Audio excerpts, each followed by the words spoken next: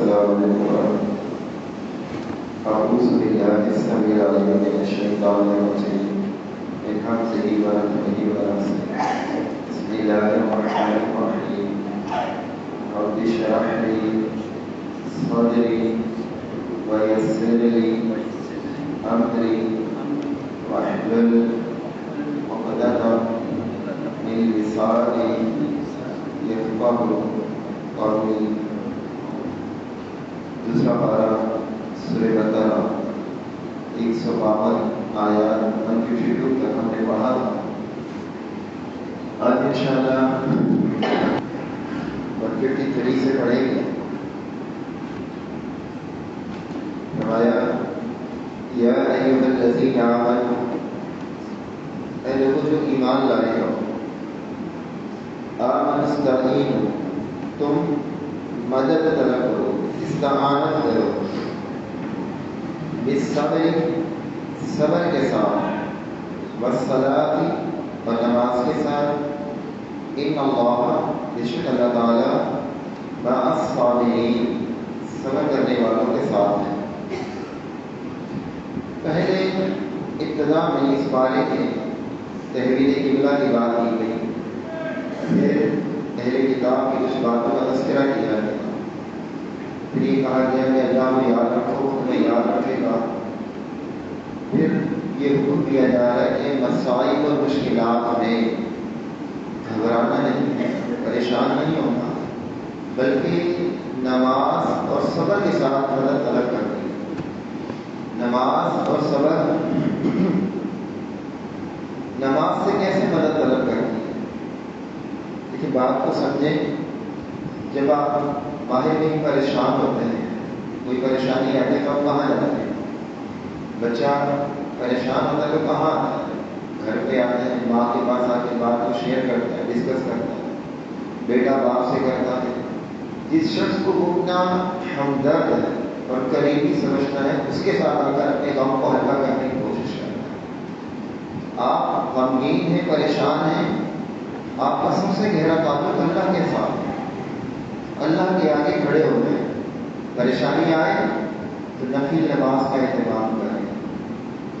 جریج والا واقعہ جس میں بخاری میں ہے، جن پر زنا کی تہمت لگی، پھر ان کا پورا عبادت خانہ لوگوں نے گرا دیا تھا، تو کیا ہوا؟ پریشانی میں تھے۔ صحیح بخاری کی روایت ہے کہ انہوں نے 2 رکعت نماز پڑھی اور اللہ سے دعا کی۔ تو نماز اللہ سے مدد حاصل کرنے کا بہترین ذریعہ ہے، اللہ کے ساتھ تعلق کا بہترین ذریعہ ہے۔ اور نماز کے ساتھ ساتھ جو حوادث اور معاملات آپ کو پیش آئے ہیں، جو مشکلات آپ کو پیش آئی ہیں، ان مشکلات پر، ان پریشانیوں پر صبر سے کام لینا ہے۔ جب آپ یہ کام کریں گے، آپ نوافل کا اہتمام زیادہ کریں گے مسائل اور مشکلات میں، اور اپنے آپ کو روکیں گے۔ صبر کا معنی ہوتا ہے روک لینا، قید کر لینا۔ کس کو قید کرنا؟ اپنے جذبات کو قید کرنا، اپنے الفاظ کو قید کرنا۔ جب ہم آپے سے باہر ہوتے ہیں، تکلیف اور پریشانی میں ہوتے ہیں، کبھی کبھی زبان سے بھی غلط الفاظ ادا کرتے ہیں، کبھی کبھی جسم سے بھی غلط حرکتیں کرتے ہیں۔ تو ان چیزوں کو روکنا اور قید کرنا، اسی کا نام صبر ہے۔ صبر کے ساتھ مدد لینی ہے، نماز کے ساتھ مدد لینی ہے۔ جب آپ کی یہ روش ہوگی تو ہوگا کیا؟ ان اللہ مع الصابرین، پھر اللہ آپ کے ساتھ ہے۔ اللہ کی مدد اور معیت، اللہ کا ساتھ آپ ہو۔ کسی کو تسلی دی جاتی ہے نا کہ آپ جائیں، آپ اگر کمپنی کا باس یا کسی کمان کا لیڈر آپ سے یہ کہ آپ جائیں، میں آپ کے ساتھ ہوں، اس کا مطلب یہ نہیں ہوتا کہ وہ آپ کے ساتھ ساتھ چل رہا ہے۔ مطلب ہوتا ہے کہ اس کی معاونت آپ کے ساتھ ہے، اس کی مدد، اس کا تعاون، اس کی نصرت، وہ آپ کے ساتھ ہے۔ آپ اگر مسائل اور مشکلات میں گر گئے ہیں اور آپ نے صبر اور نماز کے ساتھ مدد حاصل کی ہے، پھر یہ نتیجہ کیا نکلے گا؟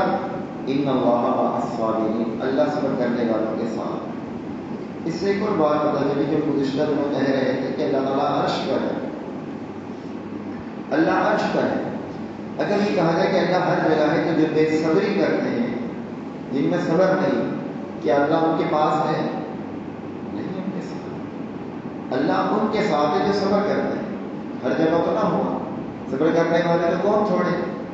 اللہ کی معیت یعنی اللہ کی مدد، معیت میم عین یا اور قا، مدد معیت کا مطلب ہوتا ہے ساتھ. اللہ ان کے ساتھ ہے جو صبر کرتے ہیں. جس کے ساتھ اللہ ہوتا ہے پھر وہ پریشان نہیں ہوتا، پھر اللہ اسے بچا لیتا ہے. ہمارے پاس صبر کا پھل میٹھا ہوتا ہے، یہ محاورتاً ہوتا ہے. اس کا یہ مطلب نہیں کہ کوئی درخت ہے اس کا نام صبر ہے اور وہاں پہ پھل لگتا ہے وہ پھل میٹھا ہوتا ہے، ایسا نہیں. مطلب صبر کا جو نتیجہ ہوتا ہے وہ اچھا ہوتا ہے. صبر کا نتیجہ وہ برا نہیں ہوتا. آپ دنیاوی طور پر دیکھتے ہیں کوئی شخص آپ کے ساتھ زیادتی کرے، آپ کا دل دکھائے، آپ کا مال لے لے، آپ کو پریشان کرے، آپ صرف صبر کا مظاہرہ کریں، صرف صبر کا، تو وہ آپ کو پریشان کرنے والا خود پریشان ہو جاتا ہے کہ یہ بول کیوں نہیں رہا، یہ خاموش کیوں. آپ کا صبر بھی اس سے برداشت نہیں ہوتا. صبر کرنے والوں کے ساتھ اللہ ہوتا ہے. میں بتا تھا اور نہ کہو تم لمن قتل، ان کو جو قتل کر دیے جائیں، فی سبیل اللہ، اللہ کی راہ میں، اموات مردہ، بل احیاء، بلکہ وہ زندہ ہیں، ولکن لا تشعرون، لیکن تمہیں شعور نہیں. جو لوگ اللہ کی راہ میں مارے جائیں انہیں مردہ نہ ہو. اس کا یہ مطلب نہیں کہ وہ مرے نہیں ہیں، بلکہ قرآن کے الفاظ ہیں کہ وَلَا تَقُولُوا لِمَن يُقْتَلُ، جو قتل ہو جائے، جو قتل ہو جائے، اللہ کی راہ میں مارا جائے، اللہ کی راہ میں مارا جائے، اسے مردہ نہ ہو. بَلْ أَحْيَاءٌ عِندَ رَبِّهِمْ، بلکہ وہ زندہ ہیں، وَلَكِنْ لَا تَشْعُرُونَ، لیکن تمہیں شعور نہیں. میرے اور آپ کے نزدیک وہ مر گئے، اس کی بیوی بیوہ ہوتی ہے، اس کے بچے یتیم ہوتے ہیں، اس کی وراثت تقسیم ہوتی ہے، اسے قبر میں دفن کیا جاتا ہے، یہ سارے معاملات اس کے ساتھ ہوتے ہیں. لیکن چونکہ اس نے اپنی جان اللہ کے لیے دی ہے، یہ کہنے سے منع کیا گیا کہ اسے مردہ نہ ہو. اب یوں سمجھے کہ ایک شخص لنگڑا ہے، ایک شخص اندھا ہے. اب آپ سے کہا جائے کہ جس کی ٹانگ ٹوٹی ہوئی نہ سے لنگڑا نہ ہو. اب آپ کہیں کہ ٹانگ تو ٹوٹی ہوئی، لنگڑا بھی ہونا چاہیے. بے شک ٹانگ ٹوٹی ہوئی، لیکن ہمیں ان کے لیے یہ لفظ ادا کرنے سے منع کیا. اس طرح ہمیں اللہ نے منع کیا گیا کہ جو لوگ اللہ کی راہ میں مارے جائیں انہیں مردہ نہ ہو. سورہ عمران میں بھی یہی بات آئے گی، وہاں یہ الفاظ اضافی ہیں، بل احیاء عند ربہم، وہ زندہ اللہ کے نزدیک ہے، تمہارے نزدیک نہیں ہے. بل احیاء عند ربہم، وہ اللہ کے نزدیک سے، ہمارے نزدیک تو فوت ہو گئے، ان کا انتقال ہو گیا، جبھی تو اس کی بیوی نے دوسرا نکاح کیا. ایسا ہو سکتا ہے کہ شخص زندہ ہو، اس کی بیوی کسی اور سے نکاح کر لے؟ نہیں ہو سکتا. لیکن اللہ نے یہ اعزازی طور پر انہیں یہ ڈگری دی ہے. جیسے ایک شخص پی ایچ ڈی کرتا ہے، اسے ڈاکٹریٹ کی ڈگری ملتی ہے، حالانکہ وہ ڈاکٹر نہیں ہوتا، ایم بی بی ایس نہیں ہوتا، مریضوں کا علاج نہیں کر سکتا، لیکن پی ایچ ڈی کی بنا پر وہ اپنے ساتھ ڈاکٹر کا لفظ لگا سکتا ہے، حالانکہ ڈاکٹر نہیں ہے. کوئی مرض کا علاج، ڈاکٹر تو اسی کو کہتے ہیں نا ہمارے یہاں، جو مرض کا علاج کرتا ہے اسے یہ ڈگری دی. اللہ تعالیٰ نے اس شخص کو جو اللہ کی راہ میں مارا گیا اسے یہ اعزاز دیا. بلا احیاء عند ربہم، وہ اللہ کے نزدیک زندہ ہیں، اور یرزقون، وہ رزق بھی دیے جاتے ہیں، انہیں رزق دیا جاتا ہے. اچھا، دنیا میں جتنے لوگ ہیں نا، چاہے مسلمان ہو چاہے کافر ہو، جب یہ دنیا سے مر جاتے ہیں، چلے جاتے ہیں، ان سب کی دوسری زندگی شروع ہوتی ہے. مومن کی زندگی راحت والی ہوتی ہے اور کافر کی عذاب والی ہوتی ہے. اس کو ہم برزخی زندگی کہتے ہیں. برزخ کہتے ہیں آڑ کو، چھپی ہوئی چیز کو. جیسے فرعون ہے، فرعون کی لاش احرام مصر میں رکھی ہوئی. اللہ تعالیٰ سورہ مومن میں فرماتا ہے کہ النار یعرضون علیہا غدوا وعشیا. فرعون اور آل فرعون صبح اور شام آگ پر پیش کیے جاتے ہیں، صبح اور شام آگ پر پیش کیے جاتے ہیں، قرآن کی یہ الفاظ ہے۔ حالانکہ وہ تو رکھا ہوا ہے، لیکن ہم اس کیفیت کو نہیں سمجھ پاتے، اللہ پیش کر رہا ہے۔ اسی طرح جو لوگ شہید ہیں اللہ انہیں رزق دیتا ہے، ان کے جسم زمین پہ ہی ہوتے ہیں، کیونکہ جسم کے اعتبار سے سب سے پہلے نبی علیہ السلام نے جنت میں داخل ہو۔ صحیح مسلم کی روایت ہے کہ جنت کا دروازہ جب آپ کھٹکائیں گے تو فرشتہ پوچھے گا من انت، آپ کون ہیں؟ آپ کہیں گے کہ اقول محمد، میں محمد ہوں صلی اللہ علیہ وسلم۔ تو وہ کہے گا بکا امرت، مجھے یہی حکم تھا کہ آپ سے پہلے یہ دروازہ کسی اور کے لیے نہ ہو۔ تو شہداء کی روحیں جنت میں جاتی ہیں، شہداء کی روحیں جنت میں جاتی ہیں، باقی دیگر لوگوں کی روحیں علیین اور سجین میں ہوتی ہیں۔ علیین ایک مقام ہے جہاں نیک لوگوں کی روحیں ہوتی ہیں، اور سجین ایک الگ مقام ہے جہاں بد روحیں ہوتی ہیں، برے لوگوں کی۔ باقی دنیا میں روح نہیں آتی مرنے کے بعد۔ یہ جو کچھ لوگ سمجھتے کہ روحیں بھٹکتی رہتی ہیں، یہ گمراہ کا طریقہ ہے کہ جمعرات کی جمعرات آتی ہیں، سال بعد شب برات والے دن آتی ہیں، یا جب کوئی بلانا چاہے تو آ جاتی ہیں۔ یہ گمراہ کو انتہائی گمراہ ہونا چاہیے، روحیں یہاں سے چلی جاتی ہیں۔ بلکہ سلسلہ الصحیحہ کے اندر ایک صحابی کا یہ قول ہے، وہ کہتے ہیں کہ جب روح علیین میں جاتی ہے، صحیح سند کے ساتھ ہے، سند صحیح ہے، تو وہاں جو روحیں ہوتی ہیں وہ ایک دوسرے سے سوال کرتی ہیں۔ جب کوئی شخص فوت ہوتا ہے، اس کی روح علیین میں جاتی ہے، تو وہ اس کو پہچانتے ہیں، اس سے پہلے جو لوگ جا چکے ہوتے ہیں، اس سے پوچھتے ہیں کہ فلاں کا کیا حال ہے۔ جیسے آپ سفر کر کے دوسرے شہر میں جائیں، وہاں کو کوئی محلے والا آدمی مل جائے، وہ آپ سے پوچھتے کہ فلاں کا کیا حال ہے، فلاں کا کیا حال ہے، تعارف ہوتا ہے، پہچان ہوتی ہے۔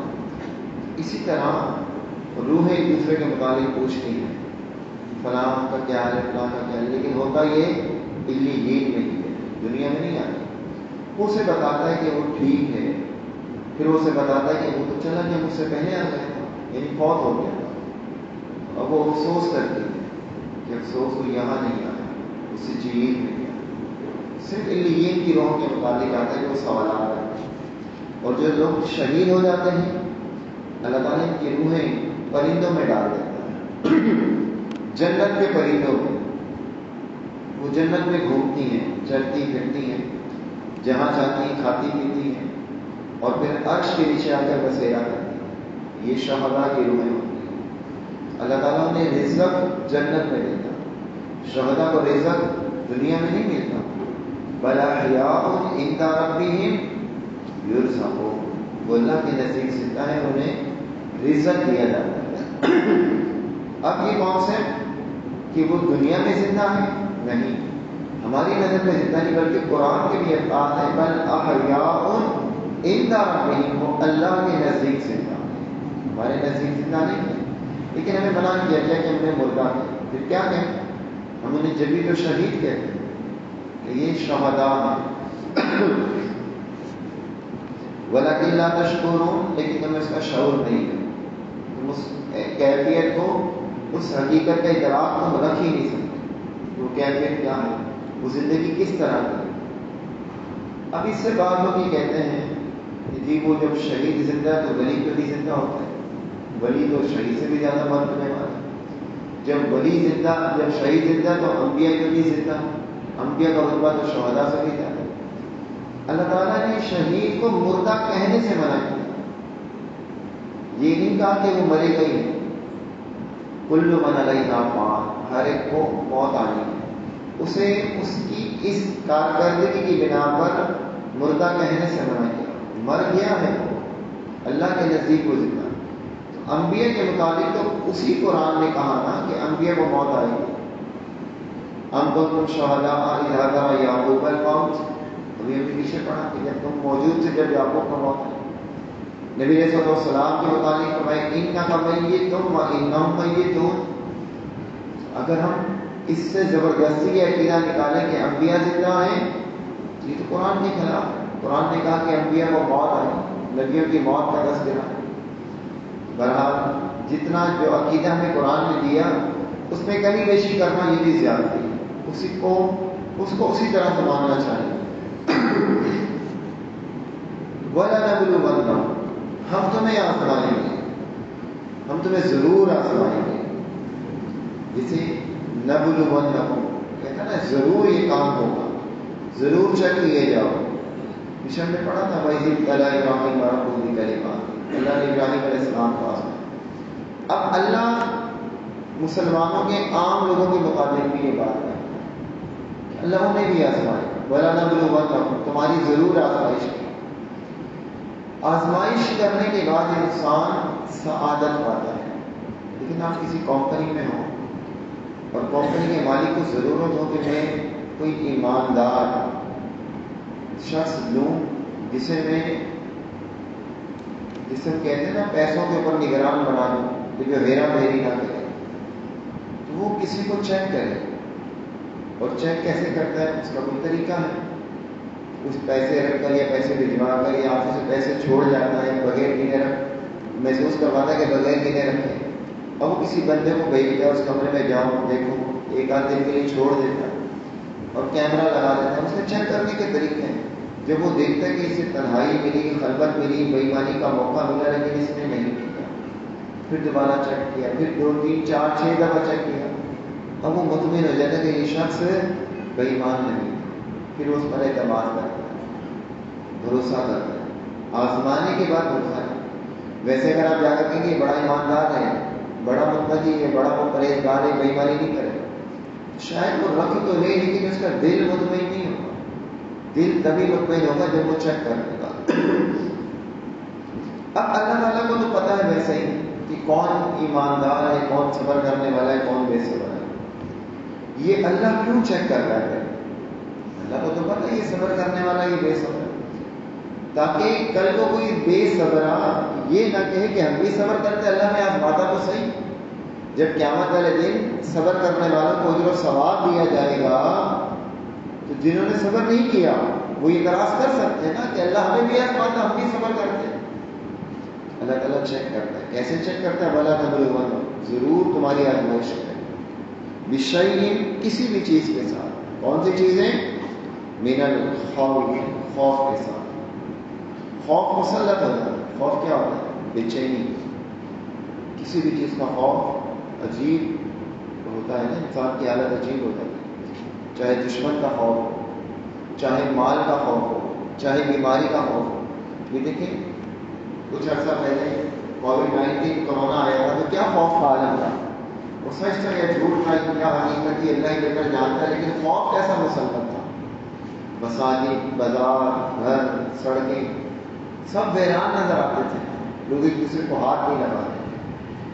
وہ بہرحال کچھ بھی تھا لیکن ایک خوف کی کیفیت تو تھی. اگر ہم اس کو سمجھیں کہ اللہ کی طرف سے ایک امتحان ہے. بشیء من الخوف, خوف انسان پر مسلط کر کر اللہ سے آزمائے. اور یہ صحابہ کے ساتھ ہے. هنالک ابتلی المؤمنون, اللہ تعالیٰ نے انہیں چیک کیا. اور قرآن کہتے ہیں وَزُلْزِلُوا زِلْزَالًا شَدِيدًا, انہیں ہلا دیا جب شدید قسم کا. بلکہ ایک رات کو ایسا ہوا کہ نبی صلی اللہ علیہ وسلم نے کہا کہ آج کون میری حفاظت کرے, کون میری پہرہ کرے. تو ایک شخص, ایک صحابی آپ کے خیمے کے باہر کھڑے ہوئے, پھر آپ سے خوف کی کیفیت اللہ تعالیٰ مسلط کر دیتا ہے. اور کبھی انسان کو مال کا خوف ہو جاتا ہے, کاروبار میں تنگی آ جاتی ہے تو کیسا ہمیں خوف ہو جاتا ہے کہ کاروبار میں مندا آ جائے, پتہ نہیں حالات کیسے ہوں گے. کبھی بیماری کا خوف. یہ ساری چیزیں اللہ کی طرف سے آزمائش ہوتی ہیں. والجوع, اور بھوک سے آزمائش ہے. بھوک کی کیفیت یہ بھی اللہ کی آزمائش ہے. اور اشد البلاء علی الانبیاء, سب سے زیادہ تکلیفیں نبیوں پر آتی ہیں. عروہ بن زبیر رحمہ اللہ جو سید عائشہ رضی اللہ عنہ کے بھانجے تھے, جن کے متعلق ہم نے بتایا کہ ان کی ٹانگ کٹی تھی. یہ سید عائشہ رضی اللہ عنہ کے پاس بیٹھے کہ عائشہ رضی اللہ عنہ نے انہیں کہا کہ بھانجے ایک چاند گزر جاتا, 2 چاند گزر جاتے, 3 چاند گزر جاتے, یعنی کہ 2 مہینے گزر جاتے چولہا نہیں جلتا تھا گھر میں چولہا نہیں جلتا تھا، بھوک کی یہ حالت ہو گئی۔ کہا کہ اماں، خالہ جان، گزارا کیسے ہوتا ہے؟ کھاتے پیتے کیا تھے؟ زندگی کیسے چلتی تھی؟ کہا کہ 2 کالی چیزوں سے، یعنی کھجور سے اور پانی سے۔ بس کھجور کھا لیتے تھے اور پانی پی لیتے تھے، اسی سے زندگی بسر ہوتی تھی۔ نبی علیہ السلام کے متعلق آتا ہے، سیدنا ابو ہریرہ رضی اللہ عنہ فرماتے ہیں کہ مدینہ میں جب نبی علیہ السلام ہجرت کر آئے تو 3 دن متواتر، 3 دن مسلسل رسول اللہ کے گھر میں آپ نے روٹی نہیں کھائی۔ اگر ایک دن کھائی تو دوسرے دن نہیں ملی، اگر دوسرے دن کھا لی تو تیسرے دن نہیں۔ مدینے کے ان 10 سالوں میں 3 دن متواتر روٹی نہیں ملی۔ اور میری ناقص معلومات کے مطابق اللہ کے نزدیک سب سے عظیم ترین مخلوق محمد رسول اللہ، ان سے افضل اللہ نے کوئی مخلوق پیدا نہیں کی۔ سب سے افضل مخلوق انسان ہے، انسانوں میں سب سے افضل مقام اللہ نے ان کو دیا، لیکن والجوعی، بھوک سے اللہ سے۔ صحابہ کہتے ہیں، جابر بن عبداللہ معلوم کہتے ہیں کہ نبی علیہ السلام نے لشکر پر روانہ کیا، صحیح بخاری کی روایت، اور ہمیں کچھ کھجوریں دے دی، ہمارے پاس زیادہ رام ختم ہو گیا۔ اب جو امیر تھا لشکر کا، وہ ایک کھجور ایک شخص کو دیکھا، پورا دن ایک ہی کھجور وہ چباتا رہے، کھجور کھا لے کر گٹلی چوستا رہے پورا دن، یہی کیفیت تھی۔ پھر اللہ نے خیر کی اور ایک مچھلی سمندر کے کنارے کی لینے مل گئی، جو اس کا گوشت کھاتے رہے۔ لیکن بھوک جو ہے وہ اللہ کی طرف سے ایک آزمائش ہے۔ ہمارے پاس تو فریج میں، ہمارے کچن میں، ہمارے اسٹور میں مہینوں کا راشن موجود ہوتا ہے، اس کے باوجود ہمارے پاس شکر گزاری نہیں ہے۔ وہاں صحابہ کی کیفیت دیکھیں آپ۔ ابو ہریرہ رضی اللہ عنہ فرماتے ہیں کہ میں بے ہوش ہو کر گر جاتا تھا، لوگ سمجھتے تھے کہ مجھے مرگی کا دورہ پڑا، کہا مجھے مرگی نہیں تھی، بھوک کی وجہ سے بے ہوش ہو جاتا تھا۔ جنگ خندق میں جب خندق کھودی جا رہی تھی تو رسول اللہ صلی اللہ علیہ وسلم صحابہ کے ساتھ تھے، یہ قیادت تھی۔ اگر صحابہ کو دارے لے کر خندق کھود رہے تھے تو نبی علیہ السلام بھی کھود رہے تھے۔ آج ایسا امیر آپ کو کہیں نظر نہیں آئے گا، نہ مذہبی نہ سیاسی، مذہبی ہی نہیں آئیں گے۔ جو مذہب کی بات کرتے ہیں نا، وہ بھی الگ پہچانے جاتے ہیں۔ ایک پتھر ٹوٹ نہیں رہا تھا، چٹان نہیں ٹوٹ رہی تھی، نبی علیہ السلام نے اس پر وار کیا، اسے توڑا۔ صحابہ نے شکایت کی بھوک کی کہ ہمارے پیٹ پر پتھر بنے۔ پیٹ پر پتھر کیوں باندھے جاتے ہیں؟ بھوک کی وجہ سے اگر پیٹ پر پتھر باندھا جائے تو وزن اور اٹھانا پڑے گا۔ اصل میں اتنی بھوک کی شدت تھی کہ انسان نڈھال ہو کر جھکا جاتا تھا، کھڑا نہیں ہوا جاتا تھا۔ پیٹ پر پتھر باندھ دیتے تھے کہ پیٹ سیدھا رہے، انسان سیدھا کھڑا ہو جائے۔ باقی تو پتھر باندھنے، بدن باندھنے سے کیا پیٹ بھر جاتا ہے؟ صحابہ نے جب پیٹ پر پتھر دکھائے تو نبی علیہ السلام کے پیٹ پر 2 پتھر تھے۔ صحابہ نے ایک بنا ہوا تھا، آپ کے پیٹ پہ 2 بنے۔ یہ آپ کی کیفیت تھی، والجوعی، بھوک سے اللہ آزمائش کر رہا، اس کے باوجود کوئی شکوہ نہیں تھا۔ ایک بار ایک دودھ کا پیالہ کسی نے بھیجا، نبی علیہ السلام نے اصحاب صفہ، یہ 70 صحابہ تھے تقریباً، جو مسجد نبی میں ہی رہتے تھے اور بڑے غریب لوگ تھے۔ آگے اللہ نے فرمایا نا وَنَقْصٍ مِّنَ الْأَمْوَالِ، ہم مال کے نقصان سے تمہاری آزمائش کریں گے، مال کی کمی سے۔ یہ صحابہ صفہ جو تھے یہ 70 تھے، اور ابو ہریرہ رضی اللہ عنہ فرماتے ہیں کہ کسی کے پاس چادر نہیں تھی، چادر بھی نہیں تھی۔ ایک تہبند ہوتا تھا، اسی کو لپیٹ کے نا اس کا دوسرا حصہ کندھوں پہ ڈال دیتے تھے جب نماز پڑھتے تھے۔ کندھے سطر ہے، کندھے کو چھپانا ضروری عادت ہے نماز میں۔ 70 صحابہ تھے جن کے پاس چادر نہیں تھی، صرف ایک تہبند میں گزارا کر رہے تھے۔ وَنَقْصٍ مِّنَ الْأَمْوَالِ، مال کی کمی سے اللہ تعالیٰ آزمائش کرتے۔ ایک دودھ کا پیالہ کسی نے بھیجا نبی علیہ السلام کے پاس۔ ابو ہریرہ فرماتے ہیں کہ بڑا بھوکا تھا، مجھے بہت شدید بھوک لگی، جب پیالہ آیا تو مجھے یہ تڑپ ہوئی کہ یہ پیالہ مجھے نہیں. کہا کہ نبی علیہ السلام نے مجھے بلایا اور کہا کہ اصحاب صفا کو پلاؤ. کہا کہ میرا دل نہیں چاہ رہا کہ میں انہیں پلاؤں, دل تھا میں خود پیوں, لیکن نبی علیہ السلام کا حکم تھا. میں نے انہیں پلایا اور 70 اصحاب صفا, 70 تھے کم بیش, سب نے پیا, لیکن پیالہ کم نہیں ہوا. پھر آخر میں میرے پاس آئے تو نبی علیہ السلام نے کہا پیو. کہا میں نے پیا, پھر میں نے ہٹا دیا, میں نے کہا بس. رسول اللہ نے کہا اور پیو. پھر میں نے اور پیا, پھر میں نے کہا بس. پھر آپ نے کہا کہ اور پیو, پھر میں نے اور پیا. کہا کہ بس اب تو میرے گلے تک آ کے اس سے زیادہ نہیں پی سکتا. پھر رسول اللہ نے پیالہ مجھ سے لے لیا اور پھر نبی علیہ السلام نے پیا تو پیالہ ختم ہو. کیا سبق ملتا ہے؟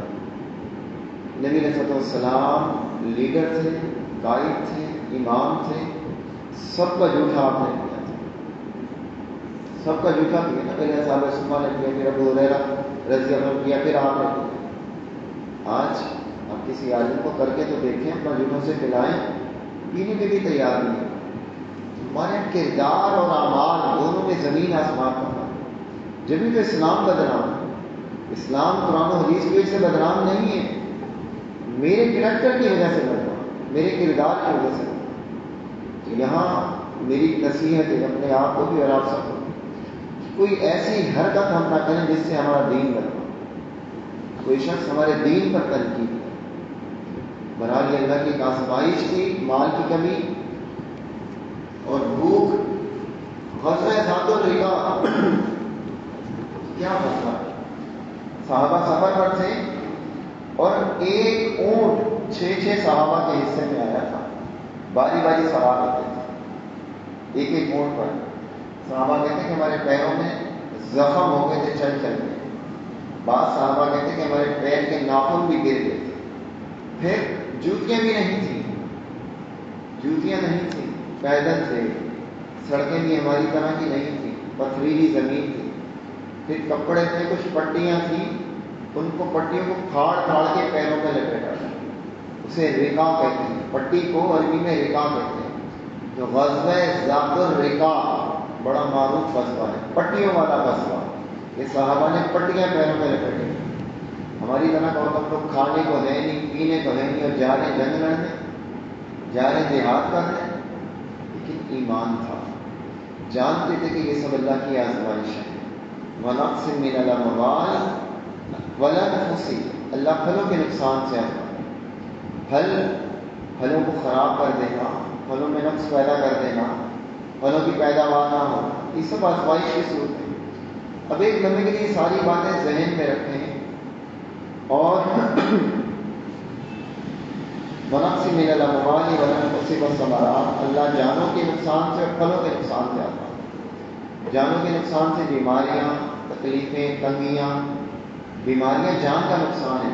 کسی پیارے کی موت دے گی, کسی پیارے کی روح قبض کر لے, کوئی بیماری آ گئی, یہ جان کا نقصان ہے. کوئی جسم کا اعضاء کٹ گیا, شوگر ہوئی کہ ہاتھ کٹ گیا, پیر کٹ گیا, انگوٹھا کٹ گیا, یہ اللہ کی طرف سے کا آزمائش ہے.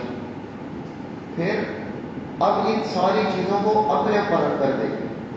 ہمارے گھر میں سب کچھ ہے, کہیں 19-20 بھی معاملہ ہو جائے تو ہم کہتے ہیں پتہ نہیں اللہ میں کیوں آزمایا. اب یہ صحابہ کا کردار اپنے کردار سے ٹیلی کریں, بتائیں ہماری آزمائش ہو رہی ہے یا نہیں ہو رہی؟ ہماری تو ہو ہی نہیں. ہم تو نعمتوں کے اندر پل بڑھ رہے ہیں, ہم تو آسائشوں میں زندگی گزار رہے ہیں. آزمائش تو ان کی تھی جن کے پاس کھانے کو نہیں تھا, کئی دن چولہا نہیں جلتا تھا, پیٹ بھر کے کھانا نہیں ملتا تھا. لیکن ان سب باتوں کے باوجود کہا کیا قرآن, وَبَشِّرِ الصَّابِرِينَ, خوشخبری دو جو صبر کرتے. پہلے کیا کہا تھا, ان اللہ مع الصابرین, اللہ صبر کرنے والوں کے ساتھ ہے. اللہ جب ساتھ ہے تو پھر خوشخبری کا حقدار یہی بنتا ہے جس کے ساتھ اللہ ہے. وَبَشِّرِ الصَّابِرِينَ, اس بندے کو خوشخبری دو اس کے ساتھ اللہ ہے. آپ اگر مسائل اور مشکلات میں اپنے آپ کو ثابت قدم رکھتے ہیں تو یہ اتنی بڑی سعادت ہے کہ اللہ کہتا ہے کہ خوشخبری ہے اس بندے کے لیے. جس بندے کو اللہ خوشخبری دے اس کی سعادت کی کیا کہتے ہیں؟ یہی مضمون انشاءاللہ چل رہا ہے. اللہ نے توفیق دی تو کل آگے پڑھیں گے. بات یا سوالات کے ذہن میں پوچھیں. سبیل اللہ اللہ کے راستے، اس کو طریق کہتے ہیں. راستے، اس راستے کو طریق کہتے ہیں. جب آپ سعودیہ میں کبھی جائیں تو وہ یہی کہتے ہیں، راستہ مانگتے میں کہتے ہیں طریق، طریق راستے کو.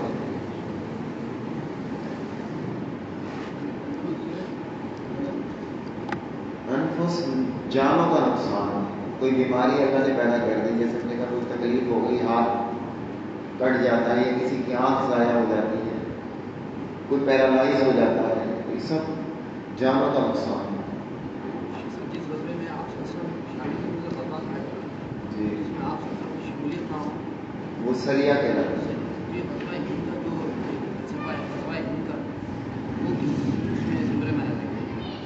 یہ جب تک نبی علیہ السلام کی زندگی میں جو تھے نا معاملات، وہ غزوہ کہلاتے ہیں. جو آپ کی وفات کے بعد ہے اس پہ یہ تفریق نہیں ہے. جو جنگیں آپ کی زندگی میں تھی اس میں یہ فرق ہے کہ جس میں آپ شریک ہوئے وہ غزوہ، جس میں آپ شریک نہیں ہو سریا. اب آپ کی وفات کے بعد جو جنگیں ہوگی وہ غزوہ ہی ہے. جسے غزوہ ہند، غزوہ ہند کی حقیقت ہے صحیح حدیث جامع سنن نسائی کی روایت ہے. سنن نسائی کی صحیح روایت ہے. رسول اللہ صلی اللہ علیہ وسلم نے فرمایا تھا، وہ حضرات فرماتے ہیں کہ رسول اللہ نے سے وعدہ کیا تھا کہ اس امت کی بہترین جماعت وہ ہوگی جو عیسیٰ علیہ السلام کے ساتھ مل کر دجال کے خلاف لڑے گی، اور دوسری وہ جو غزوہ ہند میں شریک ہو. اور جو غزوہ ہند میں شریک ہوگا، ابو ہریرہ رضی اللہ عنہ کر اللہ نے مجھے توفیق دی کہ میں غزوہ ہند میں شریک ہوں، اور میں اگر شہید ہو گیا تو بہترین شہداء میں سے ہوں، اور اگر میں بچ گیا تو جہنم سے آزاد کیا ہوا ابو ہریرہ. تو غزوہ ہند جو ہے، ہند یہ ہندوستان بر صغیر کے سب ہند کہلاتا ہے. اس میں کوئی آپ نے یہ حکم نہیں دیا کہ جو پہلا لشکر اس میں شریک ہو. پہلے لشکر کا تذکرہ نہیں، نہ ہی کسی خاص لشکر کا تذکرہ کہ کوئی خاص لشکر اس میں شریک ہو. اب جو لوگ بھی ہند کے خلاف، جنہوں نے بھی غزوہ کیا، اللہ کی خاطر قتال کیا، جہاد کیا، اللہ سے امید ہے کہ انشاءاللہ سب اس میں شریک ہوں. سب سے پہلے محمد بن قاسم آئے تھے، جنہوں نے راجہ دہر کے خلاف جہاد کیا تھا. وہ ہندوستان میں کا راجہ تھا، یہ سندھ بھی ہندوستان میں تھا. اب آج تک جو بھی اللہ کی توفیق سے اللہ کی راہ میں عقیدہ توحید کے ساتھ اس کے خلاف برسر بیکار ہوگا، انشاءاللہ وہ اس فضیلت کا حامل ہوگا. وہ روایت سنن نسائی کی ہے، صحیح روایت. دور کی قید نہیں. جیسے وہ ہے نا، جس لشکر نے قسطنطنیہ میں حملہ کیا، میری مطلب پہلا لشکر جو سمندر میں جہاد کرے، اللہ نے اس کی مغفرت کر دی کہ وہ پہلا لشکر، امت کا پہلا لشکر جو سمندر میں جہاد کرے. اب یہاں پہلا یا دوسرے کا تذکرہ نہیں، یہاں کہ جو ہند کے خلاف لڑے. سبحانک اللہم و بحمدک اشہد ان لا الہ الا انت استغفرک و اتوب الیک.